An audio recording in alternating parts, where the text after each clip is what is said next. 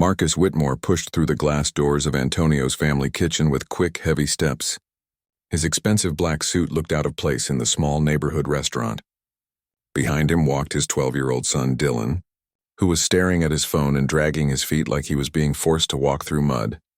The restaurant was nothing like the places Marcus usually took his son. The walls were painted a simple yellow color, and old family photos hung in cheap frames. Red checkered tablecloths covered small wooden tables. The smell of garlic and tomatoes filled the air. It was the kind of place Marcus would normally drive past without a second look. Dylan looked around the restaurant with disgust written all over his face. His blonde hair was perfectly styled, and he wore clothes that cost more than most people made in a month. He had the newest iPhone in his hand and expensive sneakers on his feet that probably cost $1,000. "Dad, this place is gross," Dylan said loudly, not caring who heard him. "Why can't we just go to the Four Seasons like always? Their kids' menu actually has good food." Marcus felt embarrassed but tried to stay calm. His son's therapist had told him that Dylan needed to see how regular people lived. The therapist said Dylan was too separated from the real world. She used big words like entitled and disconnected from reality. Marcus didn't really understand what she meant, but he was paying her $300 an hour, so he figured she must know something. "Just give it a chance," Marcus said quietly. "Dr. Williams thinks you need to experience different environments." Dylan rolled his eyes and made a sound like he was going to be sick. "Whatever. Can I at least get the Wi-Fi password? My followers are waiting for my story updates." An older woman with gray hair walked over to their table. She wore a simple black dress and had kind eyes, but she moved slowly like her feet hurt. She smiled at them and pulled out a small notepad. "Good evening," she said in a gentle voice. "Welcome to Antonio's. I'm Maria. Can I start you with something to drink?" Dylan didn't even look up from his phone. He just snapped his fingers at her like she was a dog. "Yeah, I need the Wi-Fi password first. Then bring me a Coke, actually make it a Diet Coke, no ice, and make sure the glass is clean."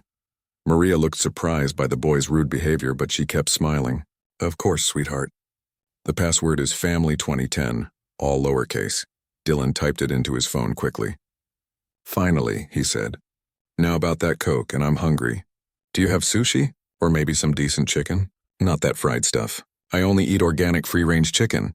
Maria looked confused. "Well, honey, we serve Italian food here. We have very good pasta, pizza, chicken parmesan." "Ugh," Dylan interrupted, finally looking up from his phone. "Don't you people understand English? I said I want sushi or good chicken." "How hard is that?" Marcus felt his face get red. Other people in the restaurant were starting to stare at their table. A family with 2 young children at the next table looked shocked. An old man reading a newspaper shook his head and went back to his soup. "Dylan," Marcus said quietly, "lower your voice." But Dylan was just getting started. He stood up from his chair and looked around the restaurant like he owned the place. "Excuse me, everyone," he said loudly. "Is there anyone here who actually speaks English and can help me get some real food?" Maria looked hurt, but she still tried to be polite. "Sweetie, we have very good food here. My husband Antonio has been cooking for 30 years. Maybe I can bring you our children's menu." "Children's menu?" Dylan laughed in a mean way. "Lady, I eat at restaurants that cost more for one meal than you probably make in a month. I don't want your cheap food." The restaurant became very quiet. Everyone stopped eating and talking. Even the soft Italian music playing in the background seemed too loud. Marcus wanted to disappear. He had never been so embarrassed in his life. Maria's smile finally disappeared. She looked at Dylan for a long moment, then at Marcus. "I'll give you a few more minutes to decide," she said quietly and walked away. Dylan sat back down and immediately returned to his phone. "Good," he said. "Maybe now we can get some service around here. I'm going to post about this place on my social media. This is exactly the kind of place that needs to be exposed for bad service." Marcus watched his son typing on his phone and felt something heavy in his stomach. When had Dylan become like this? Marcus remembered being 12 years old himself. His family hadn't been rich then. They ate at places like this all the time, and Marcus had always said please and thank you. He had been taught to respect people who worked hard, no matter what kind of job they had. But Dylan had never learned those lessons. Marcus had been too busy making money to teach them. He had given Dylan everything he wanted whenever he wanted it. Dylan had never had to wait for anything, never had to work for anything, never had to say thank you for anything. A man came out of the kitchen and walked toward their table. He was older, maybe in his late 50s, with gray hair and strong hands. His clothes were simple, black pants and a white shirt with sauce stains on it. But there was something about the way he moved that made Marcus pay attention. The man walked slowly and calmly, like he had all the time in the world. Dylan looked up from his phone and saw the man approaching. "Finally," he said. "Are you the manager? Because I need to complain about your waitress. She doesn't seem to understand that I have specific needs." The man stopped at their table and looked at Dylan for a moment. His eyes were dark brown and very calm. He didn't look angry, even though Dylan was being rude. He looked more sad than anything else. "I am Antonio," the man said in a quiet voice with a slight accent. "This is my restaurant. Maria is my wife." Dylan didn't seem to care that he had just insulted the man's wife in front of him. "Well, Antonio, your wife needs better training. I've been trying to order decent food for 10 minutes and she keeps offering me this cheap Italian stuff. Don't you have anything normal?" Antonio continued to look at Dylan with those calm, sad eyes. He didn't say anything for a long moment. Marcus felt like the man was seeing something about Dylan that even Marcus had never noticed before. "What would you like to eat?" Antonio asked simply. "Something good," Dylan said. "Sushi, or maybe a really good steak. Not from here, obviously, but maybe you can order delivery from somewhere that knows how to cook." Antonio nodded slowly. "I see," he said. Then he looked at Marcus. "And you, sir?" Marcus felt embarrassed to even speak. "Whatever you recommend," he said quietly. Antonio smiled for the first time. It was a small smile, but it made his whole face look different. "I will make you something special," he said. Then he looked back at Dylan.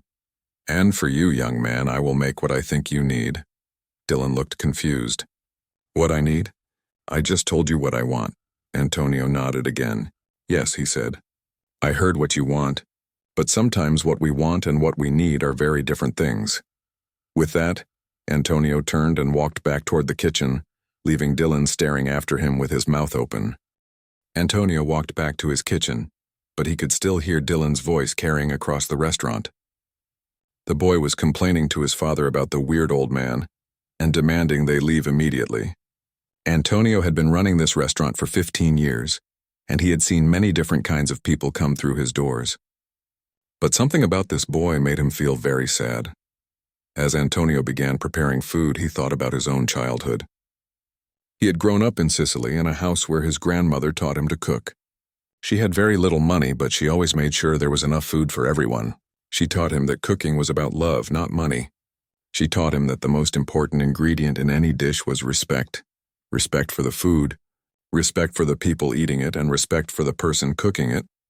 Dylan clearly had never learned about respect. Antonio could see it in the way the boy treated his father, snapping at him like Marcus was a servant. He could see it in the way Dylan spoke to Maria, as if she was not even human. Most of all, he could see it in the boy's eyes. They were empty of kindness. Antonio's hands worked automatically as he prepared the meal. He had made these dishes thousands of times, but tonight felt different. Tonight he was cooking for a boy who needed more than just food. The boy needed to learn something important, but Antonio wasn't sure how to teach him. Meanwhile, Dylan continued to complain at their table. "Dad, can we please just leave?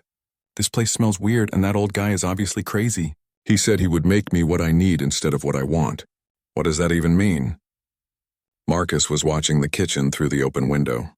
He could see Antonio moving around slowly and carefully. The chef tasted everything he made. He adjusted seasonings with tiny amounts. He touched each plate before sending it out, making sure it was perfectly clean. Marcus had eaten in restaurants where meals cost $500 per person, but he had never seen a chef work with such care. "Maybe we should just see what he brings us," Marcus said quietly. Dylan made a disgusted face. Are you serious? "Dad, you could buy this whole restaurant with the money in your wallet right now. Why are we acting like we have to eat whatever this guy gives us?" Marcus looked at his son and felt a strange feeling in his chest. Dylan was right. Marcus could buy the restaurant easily. His net worth was over $3 billion. He owned houses in 5 different countries. He had a private jet and a yacht. But sitting in this simple restaurant watching this humble chef work, Marcus felt like Dylan was missing something important. "Dylan, just try to be polite," Marcus said. "These are good people. Good people." Dylan laughed. "Dad, they're poor people. There's a difference. Good people are successful. Good people make money and drive nice cars and live in nice houses. These people are just normal. A few tables away, an elderly man was eating soup by himself. He had gray hair and wore clothes that looked old but clean. When he heard Dylan's words, he looked over at their table with a surprised expression. The man had probably worked hard his whole life, and here was a 12-year-old boy saying he wasn't a good person because he didn't have money. Antonio appeared at their table again, carrying 2 plates. The food looked simple but smelled amazing. Steam rose from both plates, and Marcus could see that everything had been prepared with great care. "For you, sir," Antonio said, placing a plate in front of Marcus. "Chicken parmigiana with pasta. My grandmother's recipe." Marcus looked down at the food and felt his mouth water. It looked better than anything he had eaten in months. "Thank you," he said. "It looks wonderful." Antonio then placed the second plate in front of Dylan. "And for you," he said simply. Dylan looked down at his plate and his face turned red with anger. "Are you kidding me? This is just pasta. Plain pasta with a little bit of sauce. Where's the meat? Where are the vegetables? This is what poor kids eat." Antonio pulled out the chair across from Dylan and sat down. This surprised both Dylan and Marcus. In expensive restaurants, the chef never sat with customers. But Antonio acted like it was the most natural thing in the world. "Tell me," Antonio said to Dylan. "What do you know about pasta?" Dylan looked confused by the question. "What do I know about pasta? Nothing." "Why would I know anything about pasta? I don't cook." "Poor people cook. Rich people pay other people to cook." Antonio nodded like Dylan had said something very wise. "I see, so you have never made pasta before?" "Obviously not," Dylan said. "I told you I don't cook. Have you ever grown tomatoes?" Antonio asked. Dylan looked at his father like Antonio was speaking a foreign language. "Grown tomatoes? Why would I grow tomatoes? We have people who bring us food." Antonio smiled that small, sad smile again. "This pasta," he said, pointing to Dylan's plate, "took me 3 hours to make." Dylan laughed out loud. 3 hours? For pasta? You could have just opened a box and boiled it in 10 minutes. "Yes," Antonio agreed. "I could have done that. But this pasta, I made the dough by hand this morning. I rolled it out slowly, cut it carefully. The tomatoes in the sauce came from my garden behind the restaurant. I grew them myself, picked them when they were perfect, and cooked them slowly with herbs that I also grew myself." Dylan stared at Antonio like he was crazy. "You grew your own tomatoes? Why? Don't you know you can just buy sauce at the store?" Antonio was quiet for a moment. He looked at Dylan's untouched food, then back at the boy's face. "Tell me about your favorite meal," he said. "Easy," Dylan said. "There's this restaurant in New York where we go sometimes. It costs like $800 per person. They have this amazing sushi that they fly in fresh from Japan every day." "And who do you eat with?" Antonio asked. "What do you mean?" Dylan looked confused. "When you eat this expensive sushi, who sits with you at the table?" Dylan thought for a moment. "Well, usually just Dad, sometimes his business friends, sometimes nobody. I eat alone while Dad is on phone calls." Antonio nodded slowly. "And how does the food taste when you eat alone?" Dylan had never really thought about this question before. "It tastes fine, I guess. Food is food." Antonio looked very sad when Dylan said this. "Food is food," he repeated quietly. "I see." Marcus was listening to this conversation and feeling something strange happening in his chest. He realized that most of Dylan's meals were eaten alone or with people talking about business. When was the last time they had actually talked to each other during dinner? "This pasta," Antonio continued, "I made it for you to eat with your father. I made it so you two could sit together and share food and talk to each other. The time I spent making it was not wasted. It was time I spent thinking about the people who would eat it." Dylan picked up his fork and took a small bite of the pasta. His eyes widened with surprise. This actually tastes really good." Antonio's sad smile became a little brighter. "When food is made with care, when it is shared with people we care about, it tastes different. It feeds more than just our bodies." Marcus took a bite of his own food and had to close his eyes. It was the most delicious thing he had tasted in years. Not because it was fancy or expensive, but because he could taste the love that had gone into making it. "But why do you work so hard for so little money?" Dylan asked. The question was still rude, but he sounded genuinely curious instead of mean. Antonio thought for a long moment before answering. "I work hard because the work itself has meaning. Every person who eats my food goes home a little happier. Every family that shares a meal at my tables makes memories together. Money is important, yes, but it is not the only thing that matters. Dylan continued eating, and for the first time since they had arrived, he wasn't looking at his phone. But don't you want to be rich? Don't you want to have nice things? I have nice things, Antonio said simply. I have hands that can create food that makes people happy. I have a wife who loves me. I have a granddaughter who calls me every Sunday. I have friends who come to my restaurant not because the food is expensive, but because they know I care about them. Dylan stopped eating and looked at Antonio with an expression Marcus had never seen before. It was like his son was really seeing another person for the first time in his life. Marcus found himself watching Antonio more than eating his food. Through the open kitchen window, he could see the chef working on other orders. Every movement Antonio made seemed purposeful and calm. He didn't rush or stress when orders came in. He didn't yell at his staff or throw things around like Marcus had seen in other restaurant kitchens. Instead, Antonio moved like he was dancing a slow, careful dance that he had been practicing his whole life. Dylan had actually finished half of his pasta, which was more than he usually ate anywhere. But now he was getting restless again. He pulled out his phone and started scrolling through social media. Dad, my friends are all at Jake's house playing video games, Dylan said. His parents got him the new gaming system that's not even available to regular people yet. Can we leave? I'm missing everything. Marcus looked at his son and felt that heavy feeling in his stomach again. Dylan had everything any kid could want, but he always seemed to be missing something. No matter where they went or what they did, Dylan always wanted to be somewhere else. Antonio returned from the kitchen, wiping his hands on his apron. He looked at Dylan's phone and then at Dylan's face. You seem worried about your friends, he observed. Dylan looked up. Not worried, just bored. They're having fun without me. And what kind of fun are they having? Antonio asked, sitting down again. You know, normal stuff. Playing games, ordering expensive food, posting on social media. Fun stuff. Antonio nodded like he understood. I see. And when you are with them, doing these fun things, how do you feel? Dylan looked confused by the question. How do I feel? I feel fine, I guess, normal. Do you feel happy? Antonio asked. Dylan thought about this for a moment. I don't know. I mean, I'm not sad. I'm just normal. Marcus realized that he couldn't remember the last time he had seen Dylan truly happy. Excited about getting new things, yes. Satisfied when he got his way, yes. But genuinely happy? Marcus couldn't think of a single time recently. When I was your age, Antonio said, my happiness came from learning new things. My grandmother would teach me to cook, and every time I learned something new, I felt like I had discovered treasure. Dylan made a face. Learning to cook? That sounds like work. Everything worthwhile is work, Antonio said. But some work feels like play when you love what you are doing. But why would anyone love cooking? Dylan asked. It's just making food, Antonio smiled. Would you like me to show you? Dylan looked at his father, then back at Antonio. Show me what? How to make pasta from the beginning. With your own hands, Dylan laughed.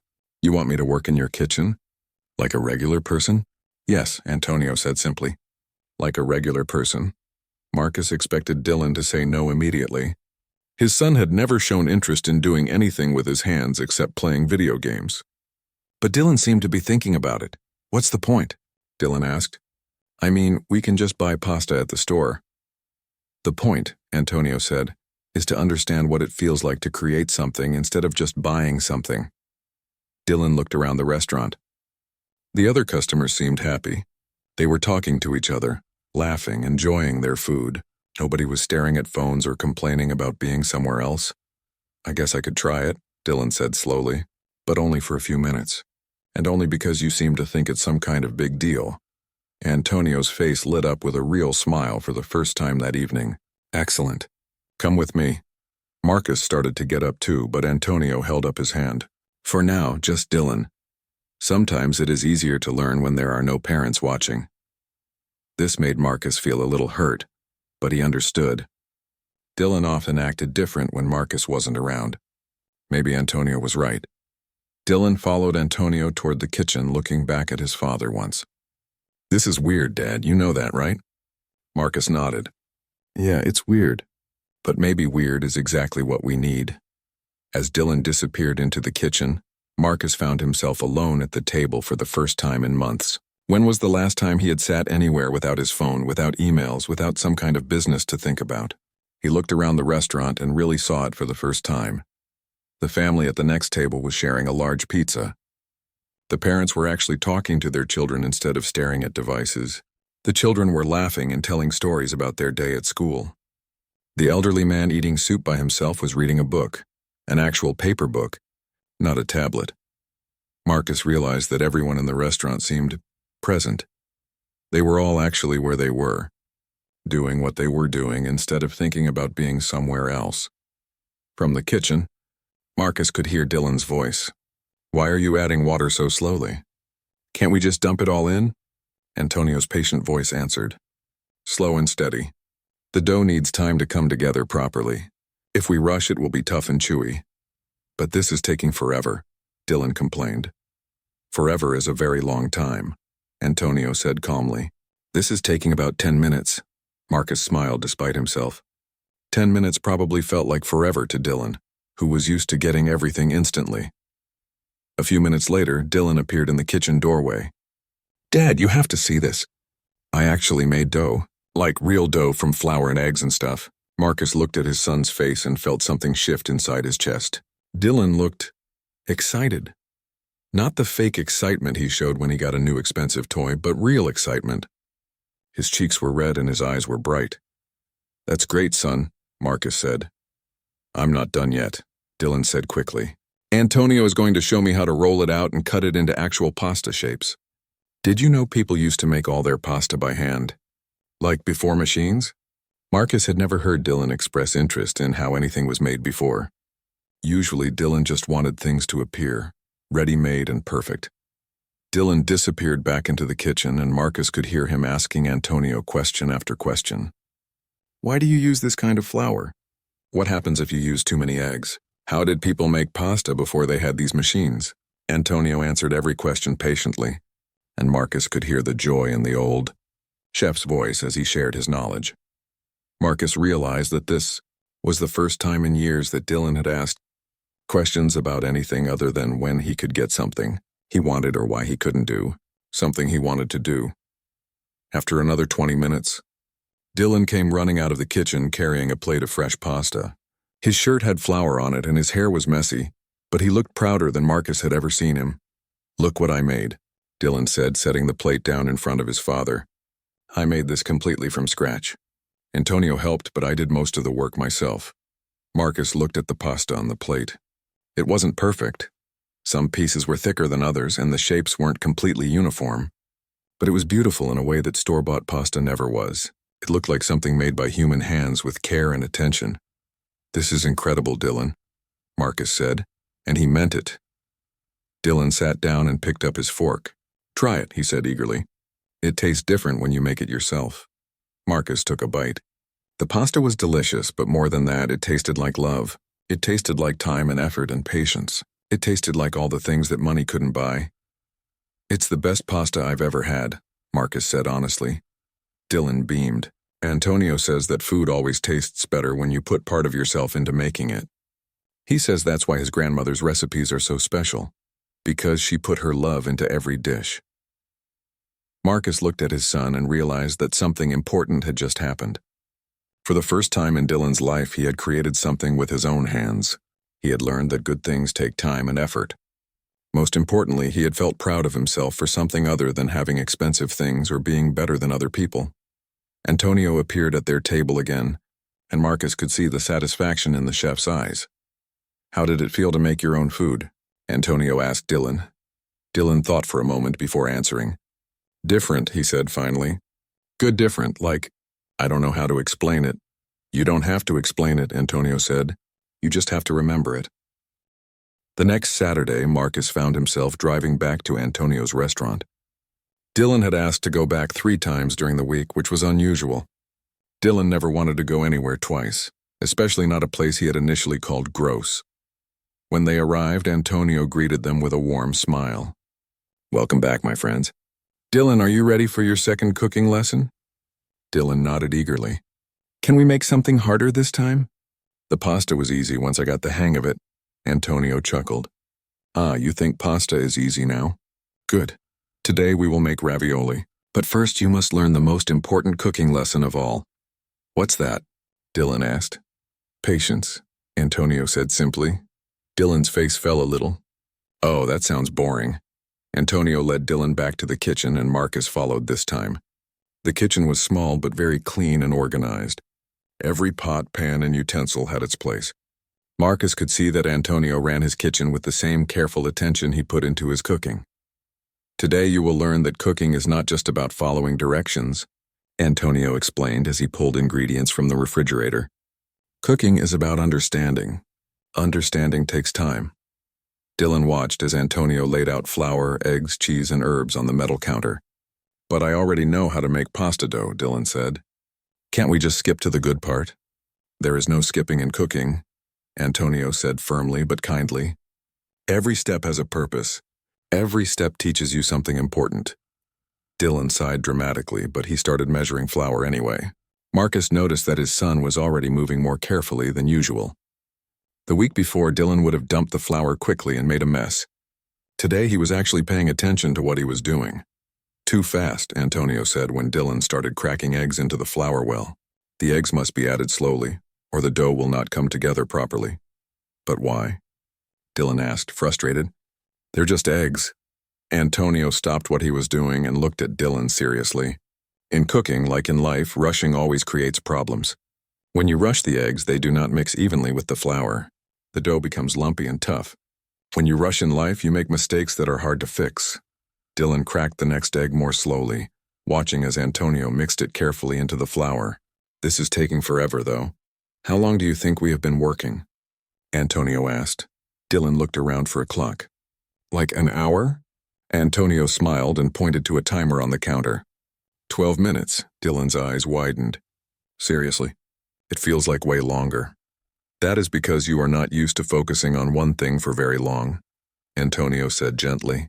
Your mind is used to jumping from one thing to another very quickly. But cooking requires focus. It requires you to be present in the moment. As they worked together, Marcus watched his son struggle with the concept of patience. Dylan kept trying to rush every step. He wanted to knead the dough faster, roll it out thicker, and move on to the next step before completing the current one. Each time, Antonio gently stopped him. Feel the dough, Antonio would say. It will tell you when it is ready. How can dough tell me anything? Dylan asked. It's just dough. Antonio guided Dylan's hands on the dough. Feel how it is still a little sticky? That means it needs more kneading. When it becomes smooth and elastic, then it is ready. Dylan continued kneading, and Marcus could see his son's frustration growing. This is stupid. Why can't we just use a machine? It would be done in like 30 seconds. Antonio stopped working and looked at Dylan seriously.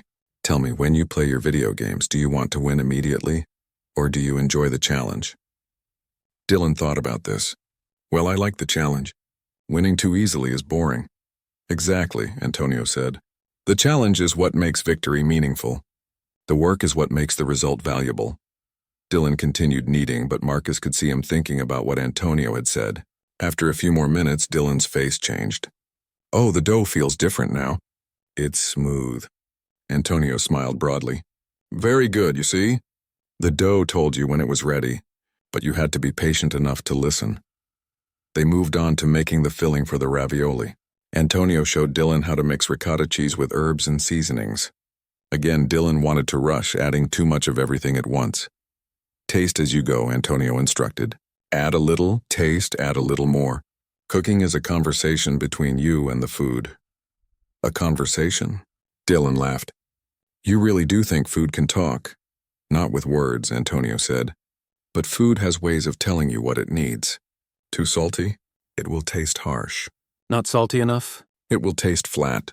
Too much herb? It will overpower everything else. You must learn to listen. Dylan added herbs slowly this time, tasting after each addition. Oh wow, he said after a few tries. I can actually taste the difference. Yes, Antonio said happily. Now you are beginning to understand. Rolling out the pasta dough was another lesson in patience. Dylan wanted to make it as thin as possible on the first try. But Antonio showed him how to work gradually, making it a little thinner each time. But this is taking so long. Dylan complained after the fourth time through the pasta machine. How does it feel when you finally get something you have worked hard for? Antonio asked. Dylan thought about this. Good, I guess. Better than when things are just given to me?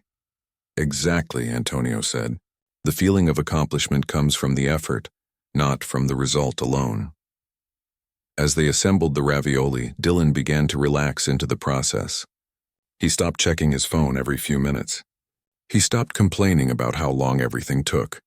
Marcus watched his son become completely absorbed in the careful work of placing filling on pasta squares and sealing the edges. This one doesn't look as good as yours, Dylan said, comparing his ravioli to Antonio's. Practice makes perfect, Antonio said. But even imperfect ravioli made with care and attention will taste better than perfect ravioli made by a machine with no thought behind it. Dylan worked more carefully on the next ravioli, taking time to make sure the edges were properly sealed. Is it weird that I'm actually enjoying this? He asked. Antonio and Marcus both smiled. Not weird at all, Antonio said. You are discovering the joy of creating something with your own hands. This is one of the most basic human pleasures, but many people never experience it. When the ravioli were finally ready to cook, Dylan watched the pot of water like a hawk. How long do they need to cook? He asked. Until they are ready, Antonio said with a twinkle in his eye. Dylan groaned. You're going to make me figure it out myself, aren't you? I am going to teach you to trust yourself, Antonio corrected. Watch the ravioli. They will float to the surface when they are done, but you must watch carefully and be patient. Dylan stared at the pot intently. Marcus had never seen his son focus on anything for so long without getting distracted. When the ravioli finally floated to the surface, Dylan shouted with excitement. They're done. I did it. Antonio carefully lifted the ravioli out of the water and placed them on plates with a simple butter and sage sauce. Now, he said, you will taste the difference that patience makes. Dylan took a bite of his homemade ravioli and his eyes closed with pleasure. This is incredible, he said. I can't believe I made this. Marcus tried his own plate and had to agree. The ravioli was absolutely delicious, but more than that, it tasted like an accomplishment. It tasted like time and effort and care. The most important ingredient in any dish, Antonio said, is the love and attention that goes into making it. When you rush, when you do not care about what you are doing, the food knows. It tastes empty. Dylan nodded, understanding for the first time what Antonio meant. So that's why expensive restaurant food sometimes tastes good but doesn't feel good? Antonio smiled. Very wise observation. Food can fill your stomach without feeding your soul. As they ate together, Marcus realized that this was the longest his son had gone without complaining, without checking his phone, without wanting to be somewhere else. Dylan was completely present, completely engaged, completely happy. Can we come back next week? Dylan asked as they finished eating. Of course, Antonio said, but only if you promise to continue practicing patience. Dylan grinned. I promise. This is way more fun than I thought it would be. Marcus looked at his son and felt something he hadn't felt in years. Pride. Not pride in Dylan's accomplishments or possessions, but pride in his character, in his willingness to learn, in his growing patience and focus. For the first time, Marcus began to understand what the therapist had meant about Dylan needing to experience the real world. This wasn't about seeing how poor people lived. This was about learning values that money couldn't buy. Over the next month, Dylan and Marcus returned to Antonio's restaurant every Saturday. What had started as a single therapy-recommended visit had become the highlight of Dylan's week. Marcus found himself looking forward to it too, though he wasn't entirely sure why. On their fifth visit, Dylan rushed into the kitchen without even saying hello to his father. Antonio? I practiced making pasta at home this week. I want to show you. Marcus followed more slowly, carrying a bag of expensive ingredients Dylan had insisted they buy. Over the past month, Dylan had convinced Marcus to install a pasta machine in their gourmet kitchen at home. The kitchen had cost more than most people's houses, but it had sat mostly unused except by the hired chef. Now Dylan spent hours there every evening, trying to recreate what Antonio had taught him. Slow down, my young friend, Antonio said with a smile. First, tell me about your week. How did the practice go? Dylan's face lit up. It went great. Well, mostly. The first 3 times were disasters. I made the dough too wet, then too dry, then I rushed the kneading and it came out tough. But Thursday night I got it right. And yesterday I made it for our housekeeper Maria, and she said it was the best pasta she'd ever had. Marcus smiled, remembering Thursday night. He had come home from work to find Dylan in the kitchen, covered in flour, patiently working dough with his hands. For the first time in years, Dylan had looked up when Marcus entered a room and actually seemed happy to see him. "I am proud of you for not giving up," Antonio said. "Many people quit after the first failure." "I wanted to quit," Dylan admitted, "especially after the second disaster. But then I remembered what you said about patience, and I figured if you could spend 3 hours making pasta for strangers, I could spend 3 hours making it for myself." Antonio nodded approvingly. "And how did it feel when you finally succeeded?" Dylan thought for a moment. "Amazing. Like really amazing. Better than when I got my new gaming system or when Dad bought me that watch I wanted. It felt like, I don't know, like I had actually earned something." Marcus felt his chest tighten when Dylan said this. His son had just admitted that making pasta by hand felt better than receiving a $5,000 watch. Marcus had bought Dylan that watch without thinking twice, the way he bought most things. But Dylan had worked for hours to make a simple bowl of pasta, and it meant more to him than anything money could buy. "Today," Antonio announced, "we will learn to make risotto." Dylan's eyes widened. "Risotto? Isn't that really hard?" "It requires patience and attention," Antonio said. "But you have been practicing both. I think you are ready." As Antonio gathered ingredients, he began explaining the process. "Risotto cannot be rushed. It requires constant stirring and careful attention. You must add the broth slowly, 1 ladle at a time, and wait for the rice to absorb each addition before adding more." Dylan listened carefully, but Marcus could see his son starting to fidget. "How long does it take?" Dylan asked. "About 30 minutes of constant stirring," Antonio replied. Dylan's face fell. 30 minutes? Of just stirring? Antonio smiled. "Yes, 30 minutes of meditation. 30 minutes of being completely present with what you are doing. Some of my happiest moments have been spent stirring risotto." Dylan looked skeptical, but he picked up the wooden spoon anyway. Antonio showed him how to toast the rice first, explaining how this step developed flavor. Then came the wine, which sizzled and filled the kitchen with an amazing smell. "Now," Antonio said, "we begin the real work. Add 1 ladle of warm broth and stir gently but constantly." Dylan started stirring, and within 2 minutes he was already getting impatient. "This is boring," he complained. "Can't we turn up the heat and make it go faster?" "Higher heat will burn the rice and ruin the dish," Antonio explained patiently. "There are no shortcuts with risotto. It teaches us that some of the best things in life require sustained effort and cannot be rushed." Dylan continued stirring, but Marcus could see his frustration growing. After 10 minutes, Dylan tried to hand the spoon to Antonio. "My arm is getting tired. Can you take over?" "The tiredness is part of the lesson," Antonio said gently. "When you eat this risotto, you will taste the effort you put into making it. Every stir of the spoon is an investment in the final result." Dylan groaned but kept stirring. Marcus watched his son fight with his own impatience. Dylan kept looking at the clock, sighing heavily and shifting his weight from foot to foot. "This is torture," Dylan muttered after 15 minutes. Antonio looked at him seriously. "Tell me, when you play your video games, do you give up when a level gets difficult?" "No," Dylan said. "But that's different. That's fun." "Why is it fun?" Antonio asked. Dylan thought while he stirred.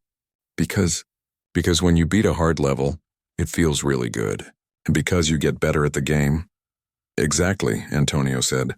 "This is the same thing. You are getting better at patience. You are getting better at focus. And when you taste the risotto you made with your own hands, your own effort, it will feel really good." Something in Antonio's voice made Dylan stop complaining. He continued stirring in silence for a few minutes. Then, to Marcus's surprise, Dylan began asking questions.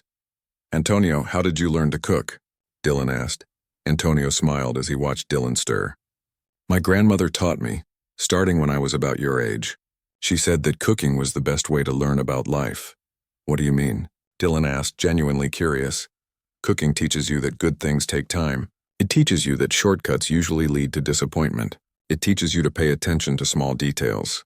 Most importantly, it teaches you that the best rewards come from serving others, not just yourself." Dylan continued stirring, and Marcus could see his son was really thinking about what Antonio had said. "Is that why you seem so happy all the time? Even though you're not rich?"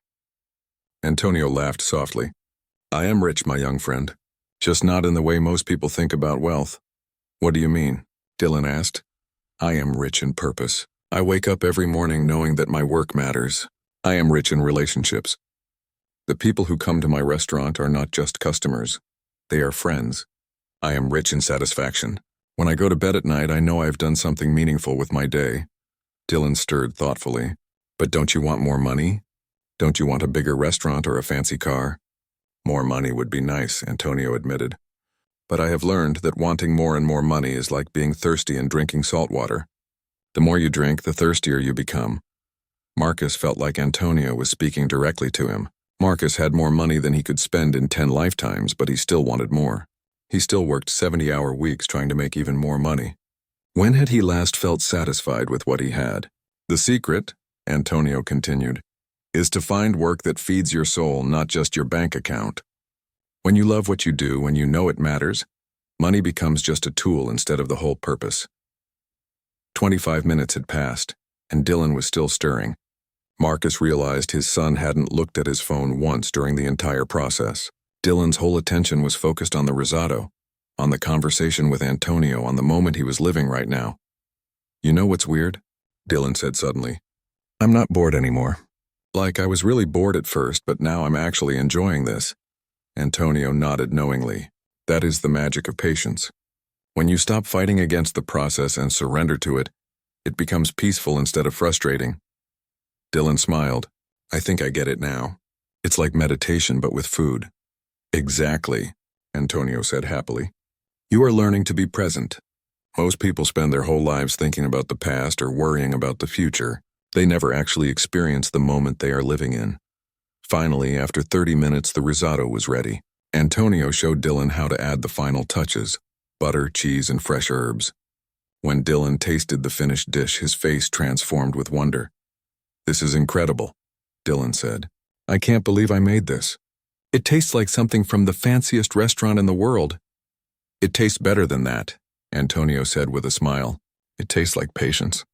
It tastes like presence. It tastes like love. Marcus tried the risotto and had to agree. It was absolutely perfect, creamy, flavorful, and comforting. But more than that, it was made with something that no amount of money could buy. It was made with time, attention, and care. As they ate together, Dylan was unusually quiet. Finally, he looked up at Antonio with serious eyes. Can I ask you something personal? Of course, Antonio said. Are you happier than my dad? The question caught Marcus off guard. He looked at his son, then at Antonio, waiting for an answer he wasn't sure he wanted to hear. Antonio considered the question carefully. Happiness is not a competition, he said finally. But I will say this, I sleep well at night. I wake up excited about my day. I feel grateful for my life every single morning. Can your father say the same? Dylan looked at Marcus expectantly. Marcus realized he couldn't remember the last time he had slept well, woken up excited, or felt truly grateful. Most mornings he woke up thinking about problems to solve, deals to make, competitors to beat. I don't know, Marcus said honestly. I don't think I've thought about happiness in years. I've been too busy trying to be successful. 2 months had passed since their first visit to Antonio's restaurant, and the Saturday cooking lessons had become sacred time for both Dylan and Marcus. Today, Antonio was teaching Dylan how to make bread from scratch, which required even more patience than risotto. As Dylan kneaded the dough, Antonio shared stories about his childhood in Sicily. My grandmother would make bread every Sunday morning, he said, watching Dylan work the dough with growing confidence. The whole house would smell like heaven. But the best part was not the eating, it was the waiting. The waiting? Dylan asked, not stopping his kneading rhythm. His technique had improved dramatically over the past weeks. Yes, Antonio smiled. While the bread was rising, the whole family would sit together. We would talk, play cards, tell stories. The bread forced us to slow down and be together. In America, people buy bread from the store and eat it immediately. But they miss the most important part, the time spent waiting together. Marcus listened from his usual spot at the kitchen counter. Over the past weeks, he had started to understand what Antonio meant about time.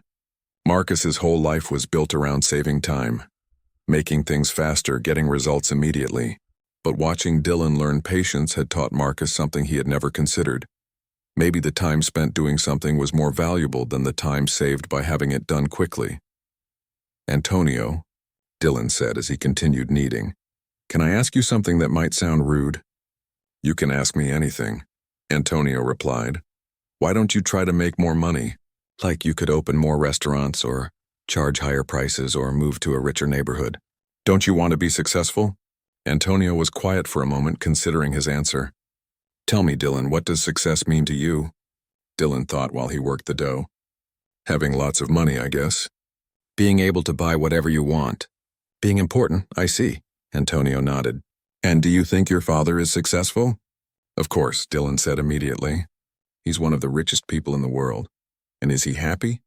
Antonio asked gently. Dylan stopped kneading and looked at his father. Marcus felt uncomfortable under his son's scrutiny.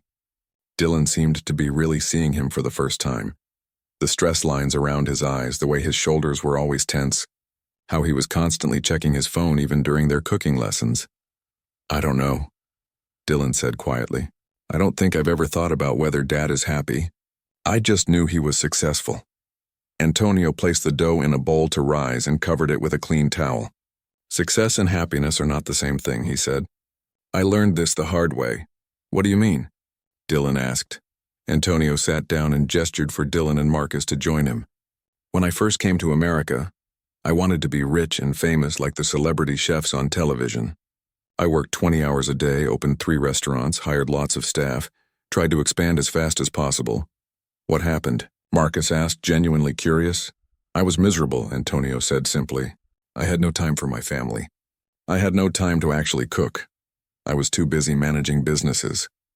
I had more money than I had ever dreamed of, but I felt empty inside. One day, my wife Maria told me she felt like she was married to a stranger."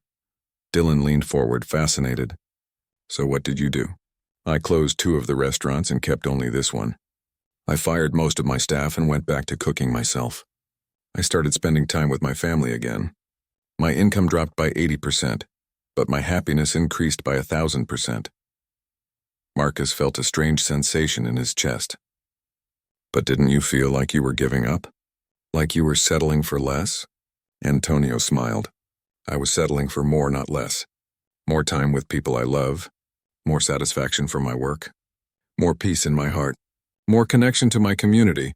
But what about security?" Marcus pressed. "What about providing for your family's future?" "There is no security in money alone," Antonio said firmly. "The economy crashes, businesses fail, stocks lose value. But skills, relationships, and contentment, these things cannot be taken away from you." Dylan had been listening intently to this conversation.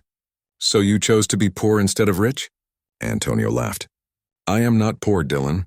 I have enough money to pay my bills, feed my family, and help my granddaughter with college. I am not wealthy, but I am not poor. Most importantly, I am rich in the things that matter most." "Like what?" Dylan asked. "Like purpose," Antonio said. "Every day I create food that brings people joy. I see families gather around my tables and make memories together. I see couples on first dates and couples celebrating their 50th anniversaries. I am part of the important moments in people's lives." Marcus found himself thinking about his own work. He owned technology companies that made billions of dollars, but he couldn't think of a single time his work had directly brought joy to anyone. His products made tasks more efficient, but did they make people happier? "Like community," Antonio continued. "The people who come to my restaurant are not just customers, they are neighbors. Mrs. Rodriguez comes in every Tuesday for lunch and tells me about her grandchildren. Mr. Thompson celebrates every birthday here with his family. I know their stories, their struggles, their celebrations." Dylan looked puzzled. "But don't you get tired of talking to people all the time? Don't you want privacy?" Antonio shook his head. "Humans are meant to be connected to each other. Isolation makes us sick, not just emotionally, but physically. When I cook for people, when I talk with them, when I share in their happiness and comfort them in their sadness, I am doing what humans are supposed to do." Marcus realized that most of his social interactions were business-related. Even his friendships revolved around networking and deal-making. When was the last time he had talked to someone just because he enjoyed their company, not because he wanted something from them? "Like legacy," Antonio added. When I die, people will remember that I made their lives a little bit better. Children will remember coming here with their grandparents. Couples will remember their first date at my tables. That matters more to me than having my name on a building or my picture in a magazine. The bread dough had risen, and Antonio showed Dylan how to shape it into loaves. As Dylan worked, he continued asking questions.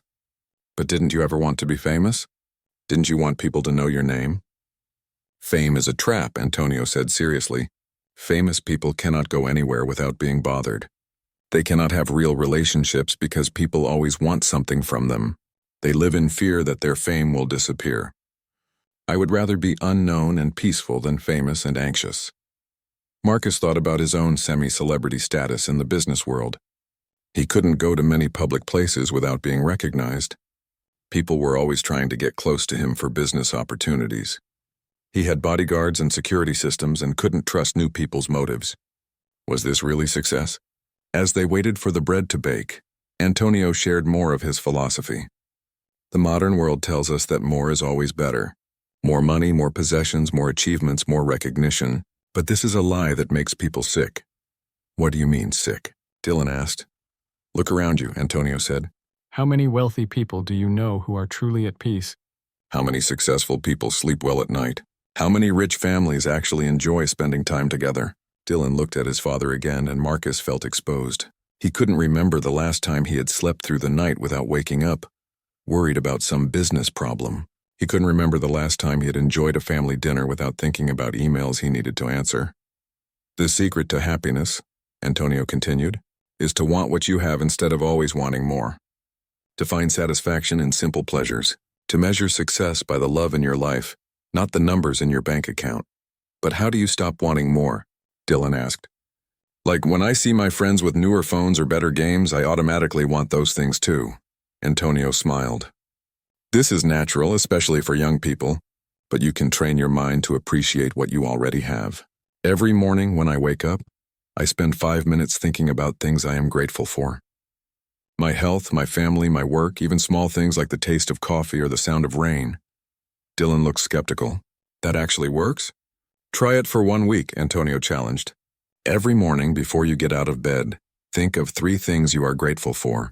See how it makes you feel. Marcus found himself wanting to try this experiment too. He couldn't remember the last time he had felt grateful for anything. He was always focused on what he didn't have yet, what problems needed to be solved, what goals he hadn't achieved. The timer rang, and Antonio pulled the bread from the oven. The smell that filled the kitchen was absolutely incredible. Warm, yeasty, comforting. Dylan's face lit up with pride as he looked at the golden loaves he had helped create. Now we wait again, Antonio said with a smile. The bread needs to cool before we can cut it. Patience, always patience, but this time Dylan didn't complain about waiting. He just sat quietly, breathing in the amazing smell, looking satisfied and peaceful. Marcus realized that over the past 2 months he had watched his son transform. Marcus sat in his office on Monday morning, staring out the window at the city skyline. He should have been preparing for a board meeting, but instead he was thinking about bread. More specifically, he was thinking about the look on Dylan's face when he had pulled that perfect loaf from the oven on Saturday.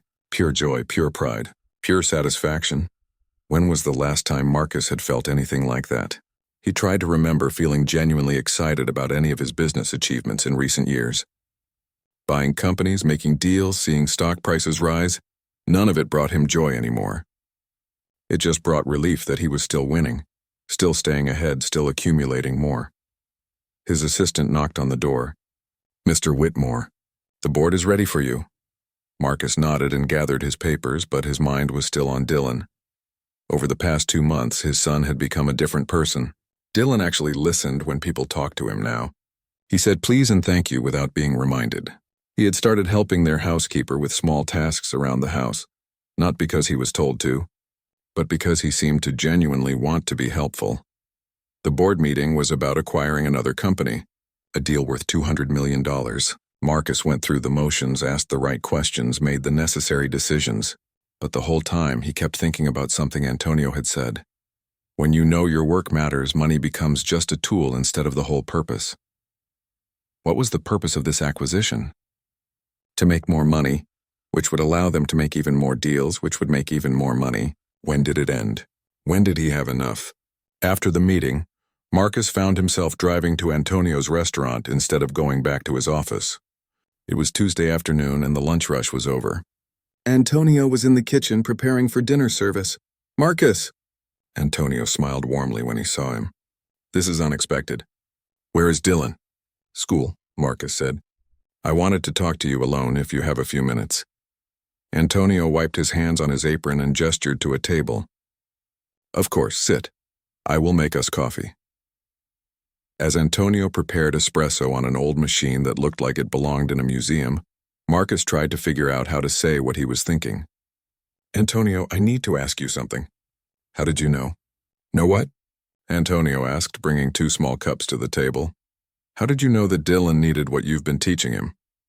"How did you see what I couldn't see?" Antonio sipped his espresso thoughtfully.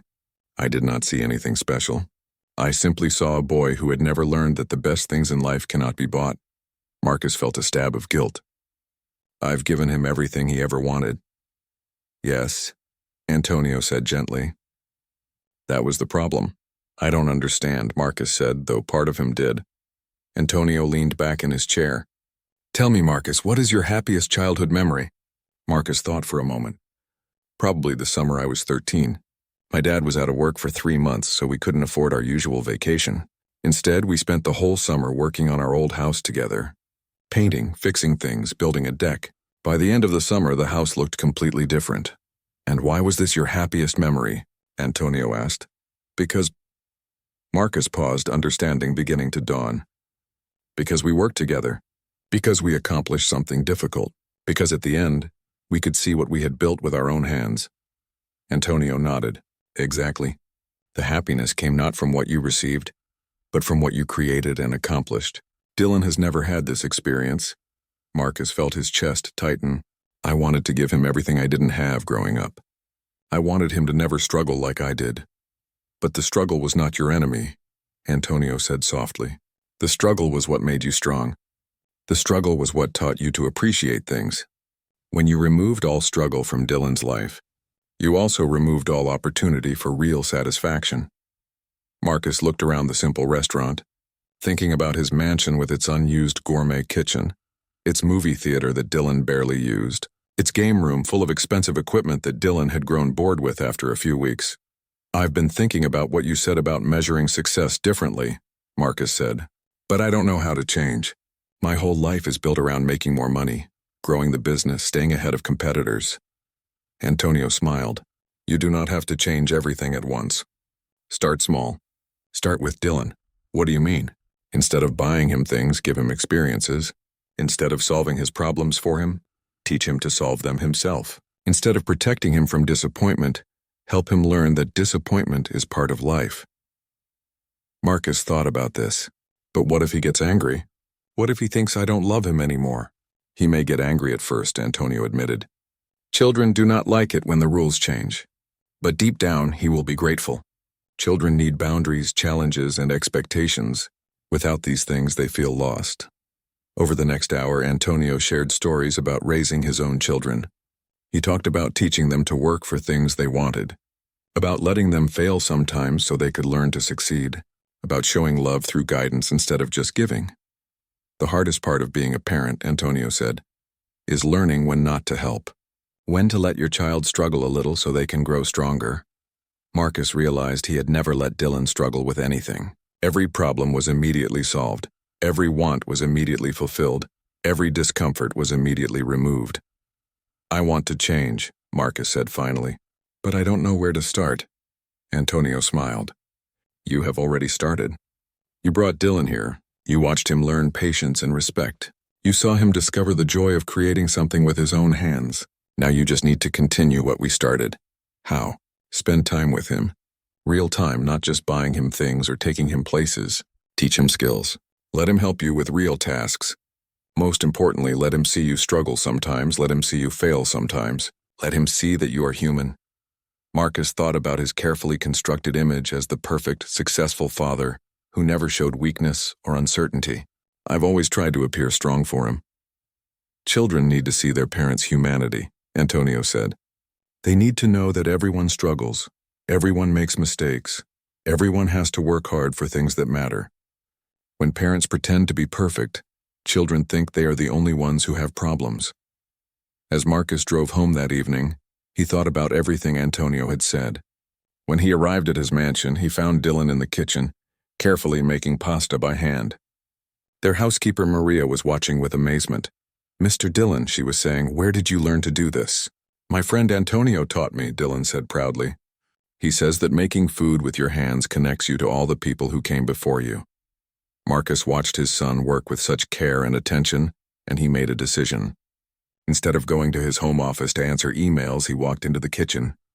"Can you teach me?" Marcus asked Dylan. Dylan looked up surprised. "Teach you what?" "How to make pasta. I've never done it myself." Dylan's face lit up with an expression Marcus had never seen before, the joy of being needed, of having something valuable to offer his father. "Really? You want me to teach you?" Dylan asked. "Really," Marcus said, rolling up his sleeves. For the next 2 hours, Dylan patiently taught his father everything Antonio had taught him. Marcus was terrible at it. His dough was too sticky, then too dry, his pasta shapes were uneven, his timing was off. But Dylan was patient and encouraging, just like Antonio had been with him. "It's okay, Dad," Dylan said when Marcus's first attempt fell apart. "Antonio says that making mistakes is part of learning. The important thing is not to give up."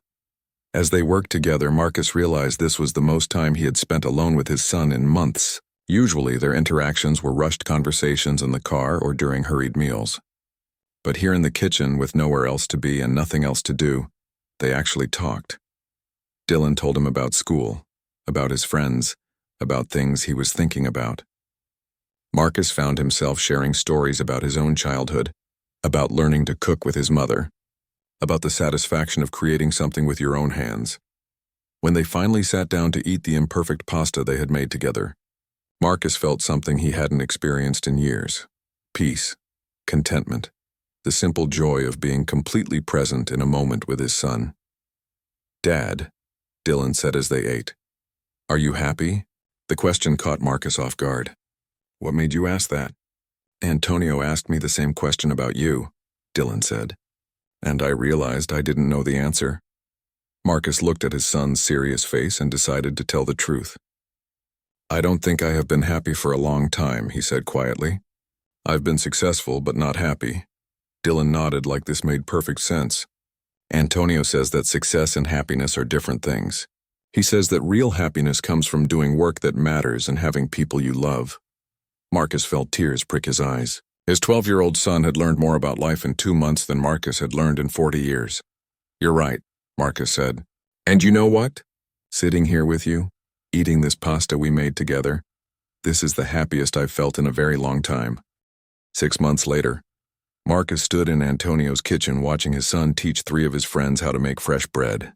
Dylan had invited his classmates over for what he called a cooking party, and Marcus was amazed at how naturally his son had taken on the role of teacher. "Remember, you have to be patient with the dough," Dylan was explaining to his friend Jake, who was rushing through the kneading process. "If you hurry it, it won't turn out right. Good things take time." Marcus smiled, recognizing Antonio's words coming from his son's mouth. The transformation in Dylan over the past months had been remarkable, but even more remarkable was how it had changed Marcus himself. The changes had started small. After that first evening cooking together, Marcus had begun coming home earlier. Instead of working until 9 or 10 every night, he tried to be home by 6 so he could have dinner with Dylan. At first, Dylan had been suspicious of the change, asking if Marcus was sick or if something was wrong with his business. "Nothing's wrong," Marcus had assured him.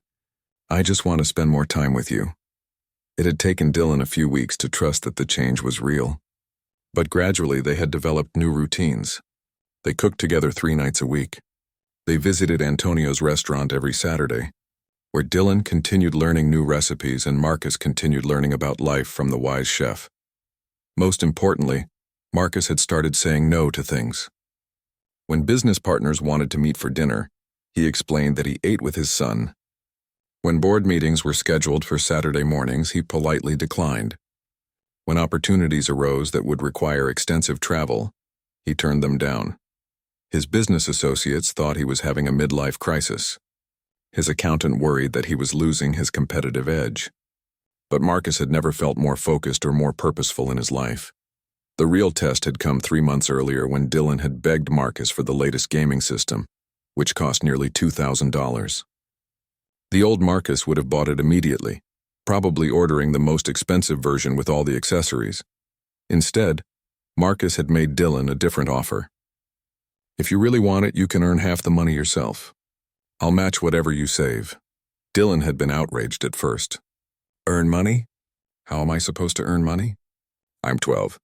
Marcus had worked with Dylan to create a list of ways he could earn money, helping their housekeeper with extra tasks, washing cars, organizing Marcus's home office, even selling some of his expensive toys he no longer used. It had taken Dylan 2 months to save his half of the money. By the time he had earned enough, something interesting had happened. Dylan decided he didn't really want the gaming system anymore. "I've been having more fun cooking and reading," he had told Marcus. "Can I use the money for something else instead?" They had ended up using Dylan's savings to buy professional cooking equipment for their kitchen at home. And Dylan had been happier with that purchase than he had ever been with any expensive toy. Now, watching Dylan teach his friends, Marcus could see how much his son had grown. The boy who had once snapped his fingers at waitresses was now patiently helping his friend Jake measure flour correctly. Dylan learned all this from Antonio. Marcus explained to the other parents who had stayed to watch. "He's become quite the little chef." "It's amazing," said Jake's mother, Sarah. "Jake never has patience for anything, but he's been kneading that dough for 10 minutes without complaining." Marcus nodded, understanding exactly what she meant. The cooking lessons had taught Dylan more than just recipes. They had taught him focus, patience, and the satisfaction that comes from creating something with your own hands. Antonio appeared in the kitchen doorway, carrying ingredients for the pizza sauce the children would make next. Over the months, he had become like family to Marcus and Dylan. They had him over for dinner at their house once a month, and Marcus had quietly helped Antonio with several things, paying for new kitchen equipment, helping his granddaughter apply to college, even setting up a small scholarship fund at the local culinary school in Antonio's name. But Marcus had learned to help in a way that didn't make Antonio feel uncomfortable. Instead of just writing large checks, Marcus found ways to make it seem natural, even necessary. When he bought new equipment for the restaurant, he explained that he was investing in Dylan's education. When he helped with the scholarship fund, he said it was important for Dylan to learn about giving back to the community. "How are my young chefs doing?" Antonio asked with a warm smile. "Great," Dylan said proudly. "I'm teaching them your grandmother's bread recipe."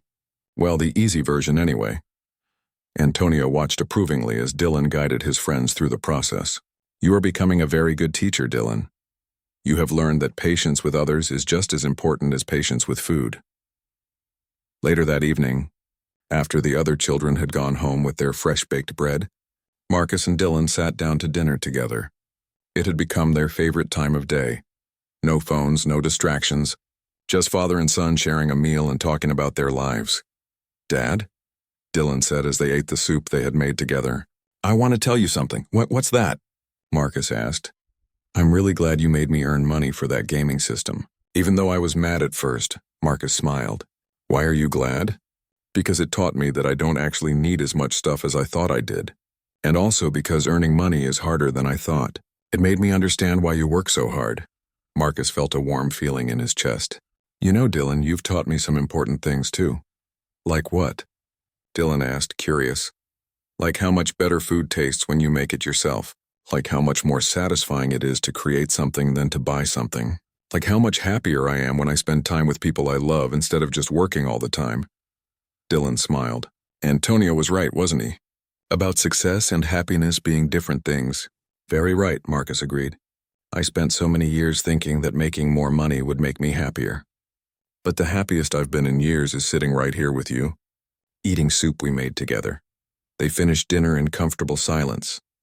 And then Dylan surprised Marcus with an announcement. "Dad, I've been thinking about what I want to be when I grow up." "Oh? What's that?" Marcus asked, expecting Dylan to say something about becoming a chef. "I want to be like you," Dylan said. "But different."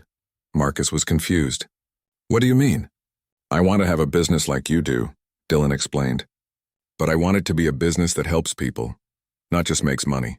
Maybe restaurants that teach cooking classes to kids. Or maybe a company that connects people who grow food with people who cook food. Something that brings people together instead of just making rich people richer. Marcus felt tears prick his eyes. His son had learned to dream not just about success, but about purpose and meaning. That sounds like a wonderful goal, Marcus said. And you know what? I'd love to help you figure out how to make it happen. Really? Dylan asked excitedly. Really, Marcus said. In fact, I've been thinking about changing some things about my own business. Maybe focusing more on companies that actually make people's lives better, instead of just companies that make the most money. Dylan's eyes lit up. We could work together someday. I'd like that very much, Marcus said honestly. That night, as Marcus tucked Dylan into bed, his son asked him one more question. Dad, are you happy now? Marcus thought about everything that had changed in their lives over the past 6 months. He thought about the Saturday morning spent learning from Antonio, the evening spent cooking together, the way Dylan had grown into a thoughtful, patient, kind young man. He thought about how he had learned to measure success not by the numbers in his bank account, but by the strength of his relationships and the meaningfulness of his work. Yes, Marcus said, and meant it completely. I'm very happy. Good, Dylan said sleepily. Because happiness is contagious. That's what Antonio says. As Marcus turned off the lights and left Dylan's room, he realized that his son was right. Happiness was contagious, and it had spread from Antonio to Dylan to Marcus himself. The poor chef who had seemed to have so little had actually been the richest man Marcus had ever met. And now finally Marcus was beginning to understand what true wealth really meant. The next morning, Marcus woke up naturally without an alarm, feeling rested and peaceful. He lay in bed for a few minutes practicing the gratitude exercise Antonio had taught Dylan. Thinking about all the things in his life he was thankful for. He was grateful for his health, for his relationship with Dylan, for the wisdom Antonio had shared with them, for the opportunity to change and grow. Most of all, he was grateful for the chance to be a better father and a better man. When he got up and went to the kitchen, he found Dylan already there, making fresh coffee the way Antonio had taught him. Slowly, carefully, with attention to every detail. Good morning, Dad, Dylan said with a smile. I thought we could make pancakes from scratch for breakfast. The slow way, Marcus smiled back. That sounds perfect. As they worked together in the morning light, measuring flour and cracking eggs, Marcus realized that his world had indeed shifted completely.